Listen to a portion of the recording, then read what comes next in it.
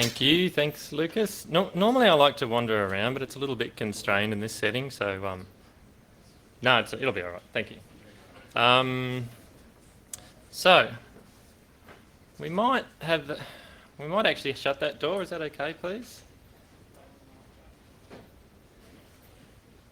Okay, so to begin with, I would like to acknowledge the traditional owners of the land on which we meet today, the Yugambeh people. I pay my respects to elders past, present and future, for they hold the memories, the traditions, the culture and hopes for Aboriginal and Torres Strait Islander people. So, a little bit about this presentation. So what I'm going to try and do for the next 35 minutes or so is to give you some information which hopefully you'll find entertaining and useful. That's my goal. I think that if you can gain something practical out of this experience and use it in your own workplace, then that'll be awesome. When I'm an audience member, I find it really distracting when other people talk. My hearing's not great, and that hearing sounds from different directions really makes it very difficult for me to concentrate. So please don't talk. If you find something really thought-provoking that I've said, or you find something really ridiculous, and you want to talk to the person next to you, can you please leave it until the end of the session? That'd be great. So, what do we mean when we're talking about information security awareness raising? And I'm just going to use the acronym ISAR because information security awareness raising is a bit of a mouthful. So I find this definition quite useful: an employee's overall knowledge and understanding of potential issues related to information security and their ramifications. And those ramifications are really important, because if we want to embed a risk-aware mindset, then we need to be helping people understand what the potential consequences of their actions are. ISAR can also be broken down into three elements. That is knowledge: what do staff know about information security? Attitude: what do staff think about information security, including their perceptions? And their behaviour: how do staff actually behave with respect to information security? Now, in order to understand the situational context of any awareness-raising activity, we really need to understand those three elements. And for some reason, we have an auto-timing function on this PowerPoint presentation.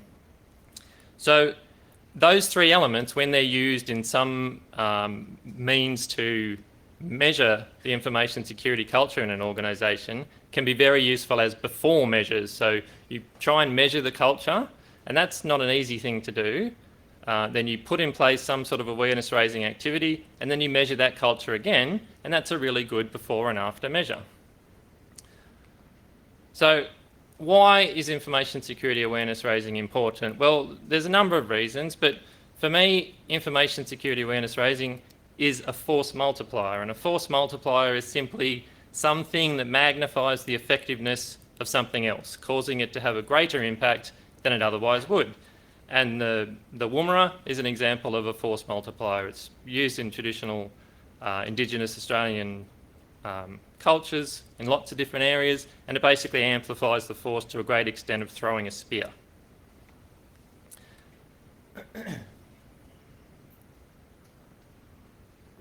So ISAR can be a force multiplier for a number of reasons. One is because it should be successful in driving more risk-aware behaviour. And that's important because that should result in fewer information security incidents. When people are more aware about the threats that they face and how to manage them, fewer incidents occur. Just as important as the threat knowledge itself is the positive impact this causes in staff because of the virtuous circle created by self-efficacy. And that means that the more people perceive that they have a role to play and that they can do something about information security, you can get them to, especially if they're identified and rewarded and promoted for doing the right thing, it helps them do the right thing more in the future. ISAR should also result in better compliance with information security policies and processes. Now, in and of itself, that's not necessarily beneficial. If your policies and procedures are appropriate for the organisation and they align with how business objectives are achieved, then yes, having people more compliant with policies will give you an organisational benefit. But if your policies aren't aligned, then it won't give you a benefit. So sometimes it's a good opportunity when you're doing an awareness raising activity to get some feedback from staff about how they perceive the policies that you're asking them to comply with. That can be really important knowledge, because the people that write the policies sometimes don't ever really hear directly from the people who are meant to comply with the policy. So that feedback is really, really useful. ISAR is also a really important way to increase situational awareness. Basically, the more people are aware of their environment and the more that they're primed to identify information security vulnerabilities, the more likely they are to report them, and the more likely we all are to avoid those incidents occurring in the first place, because it's obviously much better to stop things before they occur than try and fix them later. ISAR can also be really valuable in the sense that it can make it easier to gain approval for information security initiatives in the organisation, both through formal approval channels, that is, people that actually approve whether you're going to do something or not. If they understand why information security is important and how it can help the organisation achieve its objectives, then they're more likely to listen to what you're saying, and hopefully more likely to approve what you want to achieve. Obviously, how you frame that and how you explain it in relation to the broader organisational objectives is important, but if they already have a good feel for why information security is important, then you've got a greater chance of getting things approved. In terms of informal approval, if your initiatives are asking people to modify their behaviour, and almost every initiative will have some sense of people modifying their behaviour, if they know why they're doing it and why information security is important, then they're more likely to be a partner in the initiative rather than having something imposed upon them. It's a very different conversation when they already know why you're going to do it, or you're able to relate that fairly easily to the why. ISAR can also be a recruitment tool. So in large organisations, it's a really good way of identifying those staff who may not necessarily work in an information security role, but are really keen about it or are really enthusiastic, and maybe they do want to transition into the profession, and that can be incredibly valuable. We know it's becoming more and more difficult to recruit people in information security roles, so if you can get someone from within your organisation who already understands the organisational context, that can be highly valuable. In smaller organisations where you may not have dedicated information security staff, identifying those people that really care about information security and are keen can be really useful in terms of developing an informal, like a security champions network, or at least identifying those people who can be influencers within the organisation. You don't have to be in an official management role to be a leader. So ISAR, to some extent, can be a PR exercise between the information security team, even if that's multiple teams, and the rest of the organisation. And like any PR exercise, it can backfire. So you need to be very careful with your messaging, and you need to be open to having those conversations with people that may be a little bit uncomfortable, particularly if there's been a perception in the organisation that InfoSec are just there to tell them what to do. Having the ability to show them that there's more to InfoSec than being told what to do can really help that PR element of how you function and what you're trying to achieve. So, who knows, who's heard of TAE? Hands up who's heard of TAE. So, my apologies for those of you that have heard of TAE. So look, I won't read that, I find that wording quite ridiculous. But anyway, look, Microsoft decided that they were going to demonstrate how wonderful some of their artificial intelligence capability was by creating this thing called TAE. TAE was an automated Twitter bot. It learnt from people tweeting at it, and then it theoretically responded to conversations in an appropriate human-like fashion. Now, unfortunately for TAE, she didn't get the best of the internet engaging her in conversations, and as a result, she only lasted about 16 hours before she was permanently retired due to sending racist, sexist and drug-related tweets. ISAR can be a catalyst for positive change. So that goes back to what I was saying about changing the way that information security is perceived in the organisation. It really gives you an opportunity for people to be really open and honest with you if you're willing to listen to them. It's also a really awesome way for people to get in touch with you and say, listen, I've been working on this project and we're doing these really risky things and I just don't have anybody to talk about it and it actually really worries me. Getting people to report those vulnerabilities to you is highly valuable. Now, the flip side of force multipliers are these things I call force dissolvers. So those practices within the organisation which reduce the impact of information security. I mention them here because I think they're important to identify force dissolvers and try and get rid of them as much as we can. It's already quite a difficult job, and if we can identify those things that are making it harder for us and then eliminate them, then that'd be great.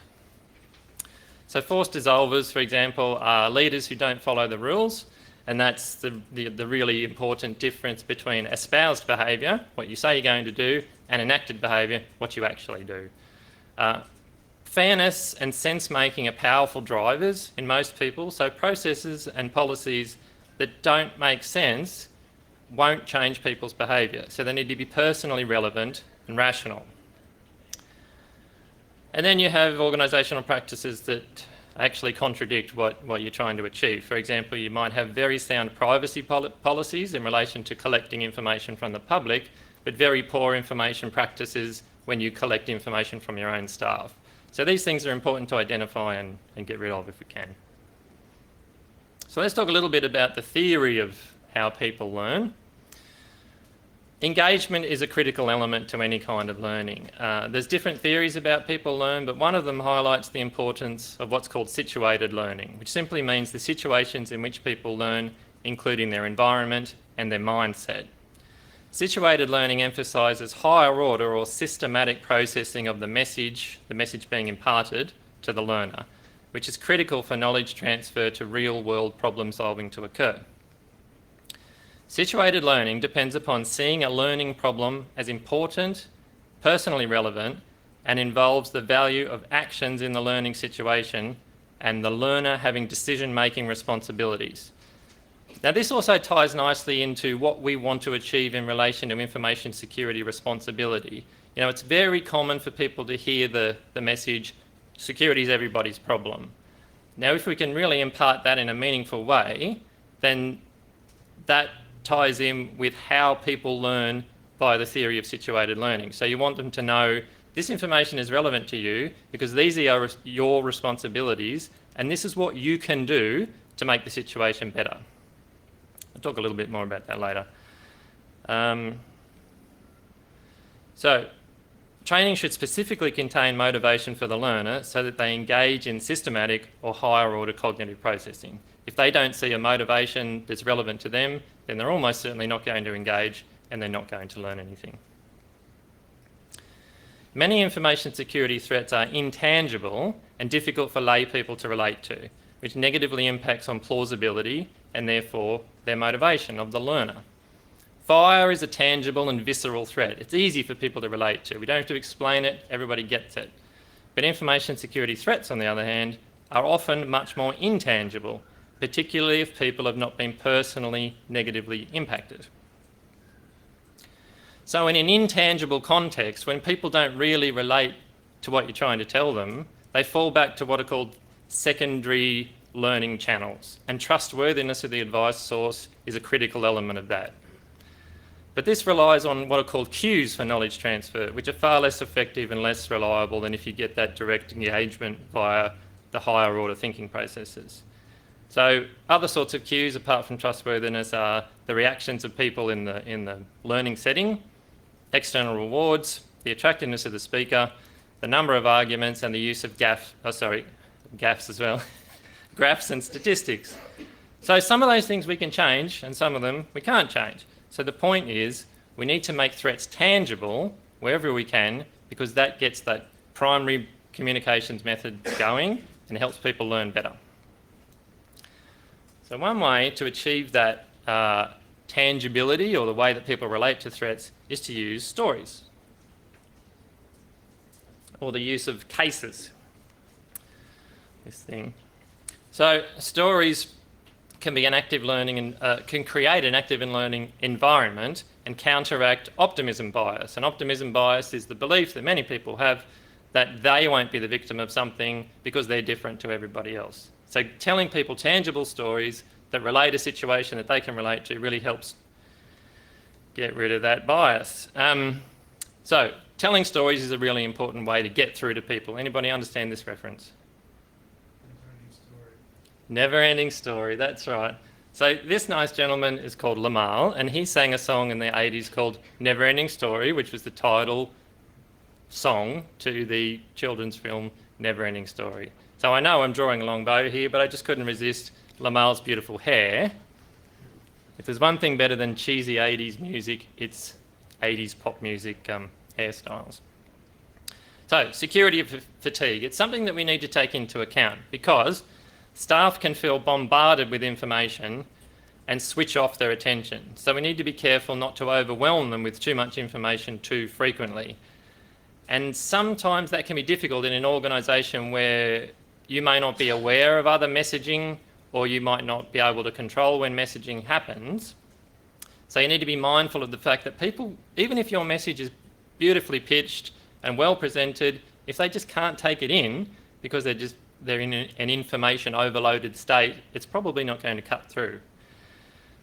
Like think about induction when you start a new job. Most people have induction where they get through a huge amount of information in a short amount of time, and you have to ask yourself, are these people really learning this stuff? Are they remembering this stuff? So maybe if you have the option, it might be better not to include information security information in an induction process that's chock-a-block. It might be better to delay it a little bit so you've got more opportunity to actually cut through and avoid the security fatigue.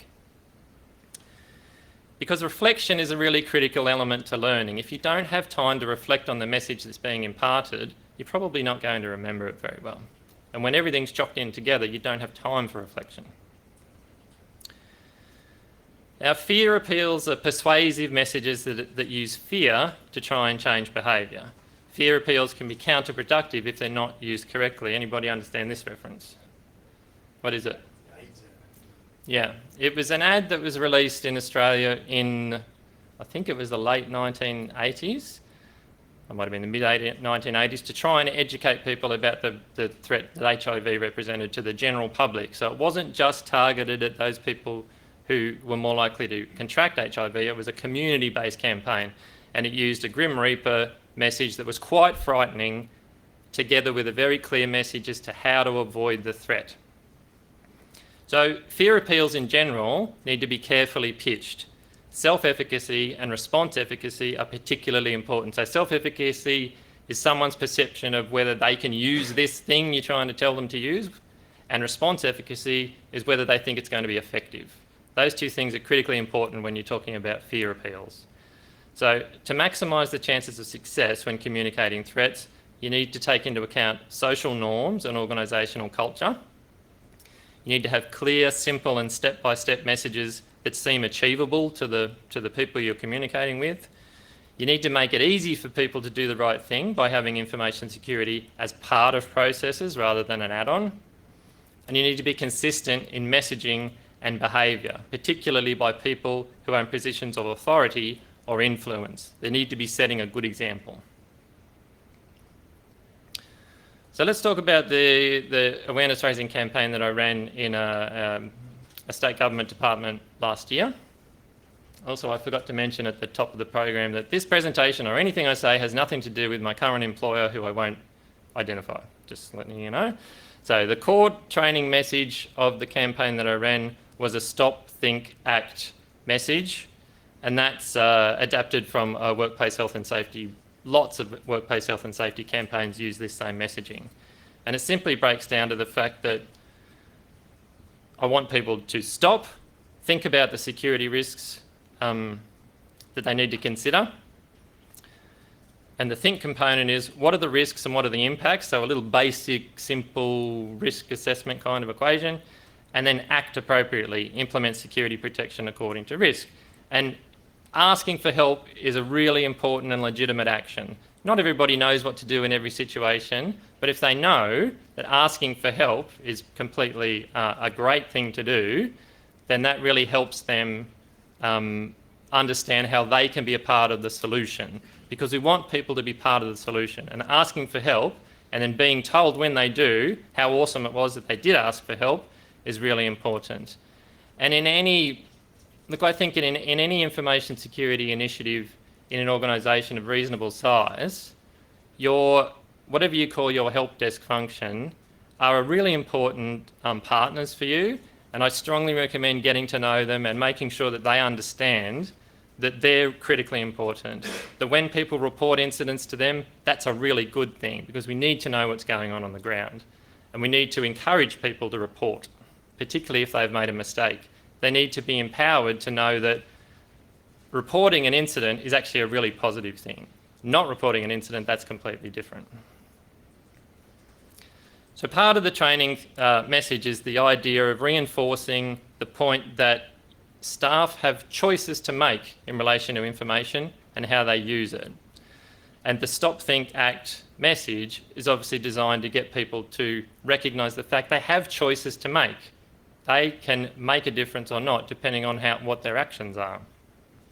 And I used rational choice theory as a decision-making framework to explain to them in a really simple way one theory about how people make decisions. Rational choice theory isn't a perfect decision-making model by any means, but it's relatively simple to explain to people. So I used it as part of the training to try and get them to identify that there is a decision-making process going on up here. Even if we don't normally break it down to its component parts, it still happens.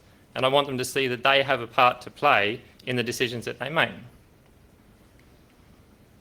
Now, the main body of the training structure was a 2-hour face-to-face training session. There were 29 sessions overall with 270 staff trained. I had the luxury of working in an organisation where there were around 300 or so staff members in this particular business unit. Not everybody's going to have that luxury. Some people have a huge user base that they need to try and train. So what I would suggest is that this face-to-face training, which has the highest time cost, but I think the most likely payoff in terms of engagement and behavioural change, just use it selectively. Use it on those high-risk cohorts in your organisation, especially executives, because you need their buy-in to do all sorts of things. Apart from the 2-hour face-to-face training sessions, we also did phishing simulations, some org-wide, some specifically targeted to try and get some metrics. During the training, we fished some people that had done the training and hadn't done the training and then compared them. We also developed an information security liaison officer network, or a security champions kind of network, occasional one-off ad hoc email messages, and department-wide online training, which I had no control of, but had to try and segue into. So at every stage along the journey here, all this messaging was broken down and compared back to Stop, Think, Act. So everything was Stop, Think, Act. Now, the training sessions, the 2-hour face-to-face training sessions, in summary, the content was basically shake it up, do lots of different things. Lecturing periods were kept short to an absolute minimum of maybe 15 minutes, maybe 20 minutes, and combined with frequent opportunities for interaction. I didn't purport to understand all the people in the organisation and what their knowledge was, or what their goals were, or what their pain points were. So the ability to get this frequent interaction from those staff members had a number of benefits. One, it kept them awake and interested. Two, it allowed me to get information from them, which is really important, and helped me change the content as I went along. It allows them to have a little opportunity for reflection. So if I ask a question that's related to the content I'm trying to impart, it gets them to personalise that message and think, oh, how does this relate to me? Now, most of that reflection and two-way communication flow was achieved through questions to the learning audience, such as, what are some reasons why staff don't comply with information security policies? So I would ask the question. I didn't give them all the answers. I wanted them to give me the answers. So I'd say, what do you reckon? Why don't people comply with policies? And they told me, like, I had probably half this list when I started, and the other half came as a direct result of getting feedback from staff. So that was really useful information for me. So there's all sorts of things, policy was a barrier to getting real work done, blah, blah, blah, blah, blah. Now, the bottom one was the infamous malicious insider, that person within your organisation who actively wants to do you harm They're very difficult to defend against. They're very difficult to identify, but I just happen to have a photo of one here. Now, I used to put this slide fairly early in my presentation because it gave me an opportunity to explain to the audience that the jokes in the presentation were not for their benefit. They were for my benefit when I saw the pained expression on their faces as to how poor the quality of the jokes were. So what does success look like in this space? Sorry, that's the wrong photo. Right up. What does success look like? It depends on the objectives that you're trying to achieve, obviously. So when you set out on something like this, you need to be really sure about what you're trying to achieve. And you need to make sure that each of those aims are linked to a measurable objective. So you can say, well, we set out to do this, and that's what we achieved. So you might have objectives along the lines of reducing the number of human-caused information security incidents. And when I set out, I had a look at the incident register and I found one information security incident in the past 2 years related to human activity. Obviously that wasn't right. It's just that people weren't reporting. So we changed the content to include a little slide on why reporting is really important. And I told them exactly what I told you just then. If we don't know what's going on in the organisation, we can't address those incidents and we can't help you avoid those incidents.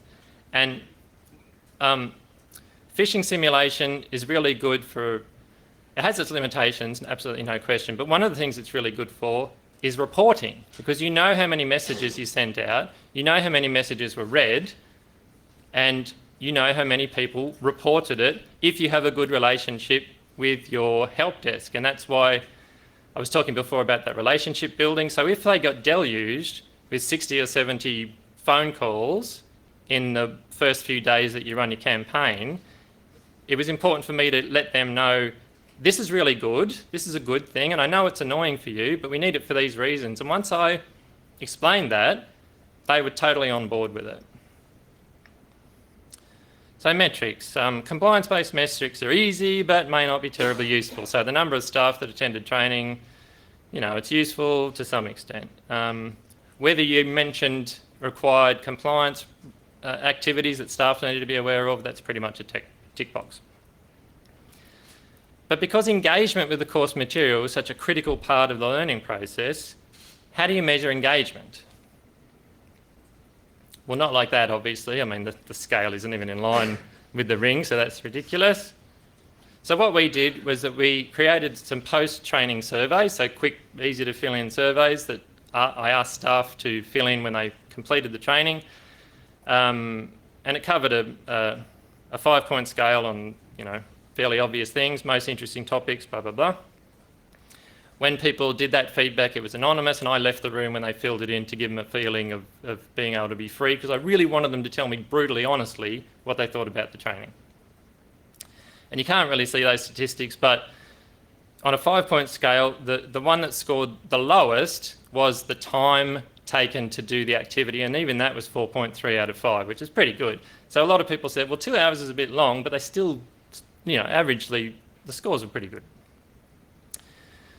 We did a pilot group, and that was the information security committee in the organisation. Trained them first and got some really good feedback.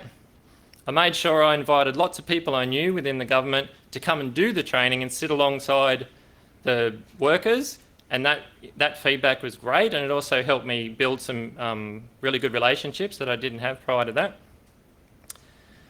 17 iterations of the material we used, so most of these are fairly small changes, but my point is that I was able to modify it as I went along to improve it based upon the feedback I was getting from the people that were being trained.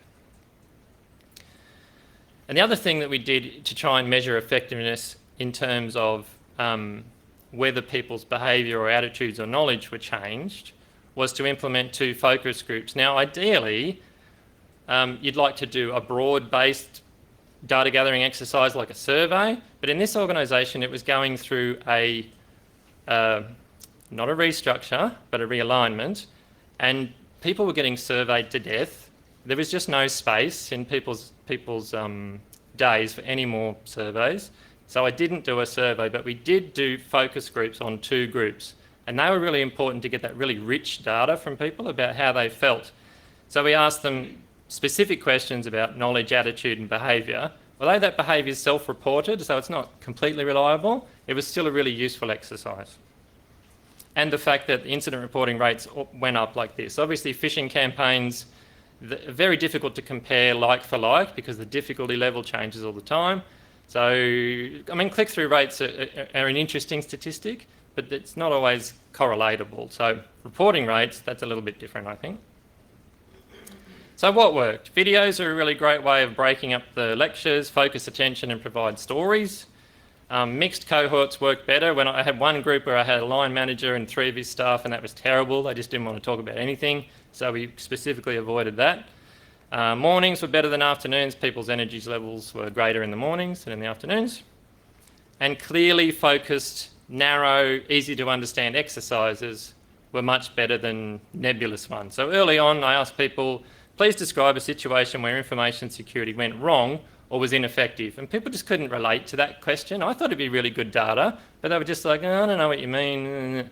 So we changed that to be a really simple information security classification exercise. Here's some data. What do you reckon the labels should be? Just line them up. And that worked heaps better. The participatory elements of the training and the measurements, running the focus groups was really satisfying for the staff I had working with me. I had a comms person and an administrative person who never did anything with information security prior to this training. And we really formed a useful team. And the fact that they really enjoyed it, that was really rewarding for me. And it turned them into security champions as well. These people who otherwise didn't necessarily care about information security, they were totally on board.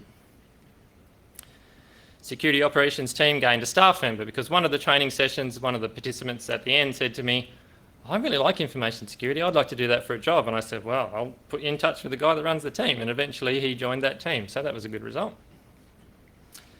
How are we going for time? Yeah. Interesting future stuff that I won't talk about right now, but I think is potentially really interesting in the information security space. Mindsets and how people perceive things, that they could be potentially very powerful.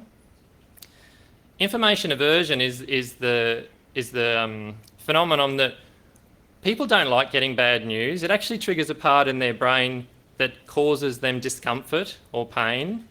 And when you start trying to tell someone bad news, sometimes they automatically shut down their attention because they feel bad. So how we pitch information security messages is critical, because if they think they're just going to get bad information from you, they're not going to listen to what you're saying. Other decision-making models apart from rational choice theory, like I think prospect theory has a lot more relevance in this space.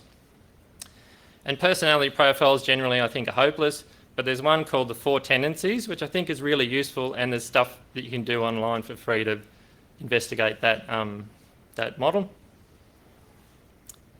I think sense-making is really critical to how people perceive threats, and most people have an innate need to make sense of the world. I also know as an information security professional, it sometimes can be incredibly frustrating that people don't listen to you when you're talking complete logic and rational information. So I think it'd be a really interesting research project to get information security professionals to try and do a little bit of research on the people they are trying to change or impart information to. In so doing, those professionals might take their own person out of the equation. So if you can observe a phenomenon and go, oh, that's really interesting, they're not listening, I wonder why they're not listening, rather than thinking, you're an idiot, why can't you listen to me, can really change that equation and perhaps lower the stress levels. And that's the end of the presentation. All right, that's perfect timing there. We have a couple of questions via the CERT app. So if you do have any questions, please submit it. They are open in every single session as well. So first I'd like to thank Mark. Thank you very much, Mark. That was a fabulous presentation. And if only everyone listened to InfoSec professionals, right? Well, me in particular, yes. Rightio, so I'll just ask a couple of the questions that popped up. So the first one's from also Mark. What's the best way to gain or recruit security champions? Well, I think having some kind of awareness activity, that especially one that's broad-based and includes the whole organisation, and asking for feedback, being very clear that this is a two-way flow of comms, they'll just come up out of the woodwork. That's been my experience. That if you tell them, I really want to know what you think, they'll tell you. And then you can identify them and say, oh, okay, then you can have that conversation. You just know when you talk to someone who really cares, it'll come out. Does that answer the question?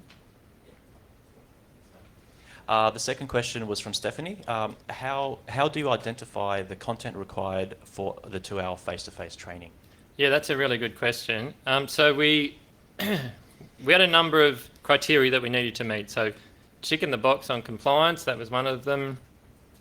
Looking at what I thought was an important base level of knowledge that everybody should have in relation to information security. Like I said, when I started, I wanted to say to people, now in this organisation, we have 3 people clicking on actual phishing links in the last 6 months. But that data just didn't exist.